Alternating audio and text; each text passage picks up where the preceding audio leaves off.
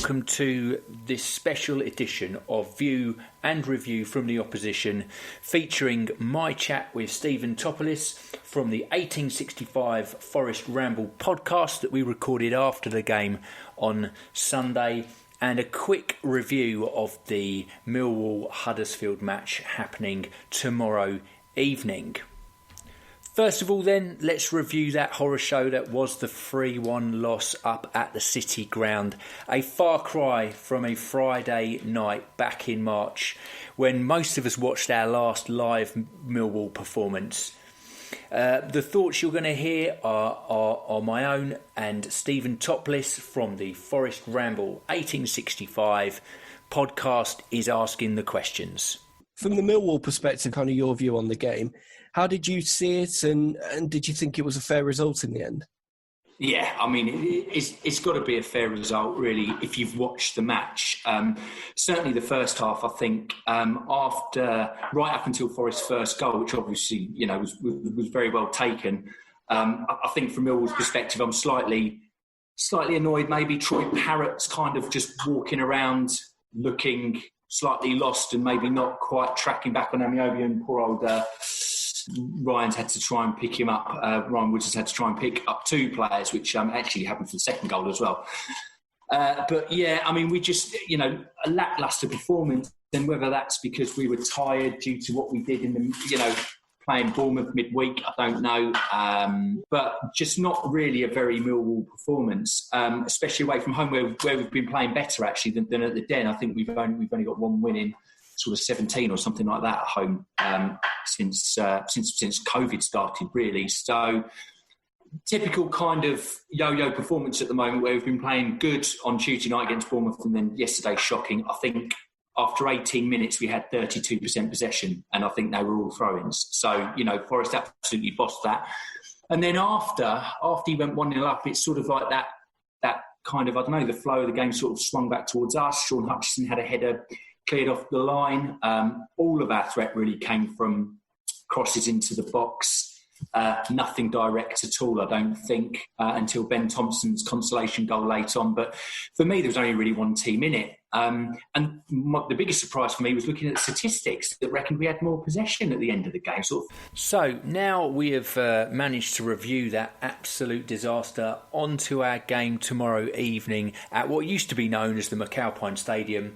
I've got to be honest, no idea what they now call their home ground, but it used to be Leeds Road for you elderly or older Millwall fans out there.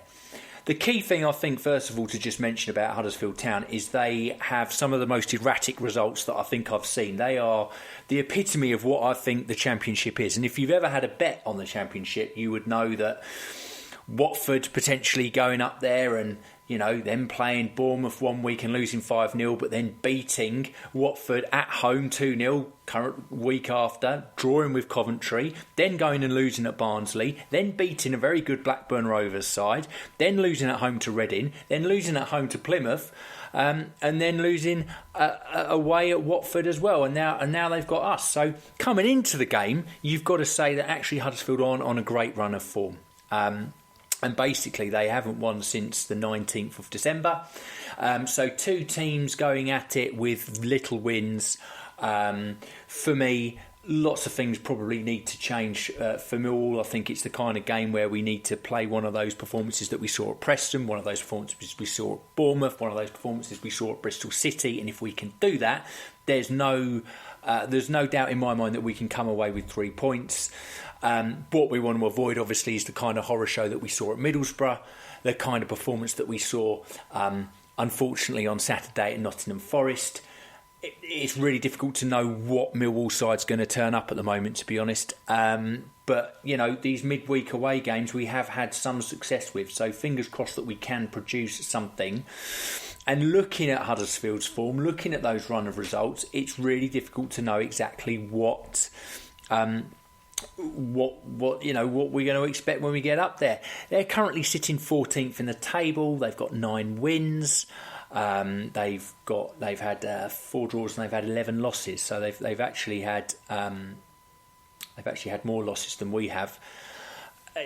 considerably more losses than we have. We've only lost 7 games, but a lot of the teams around us actually have lost a lot more than that. It's obviously the draws that have cost us.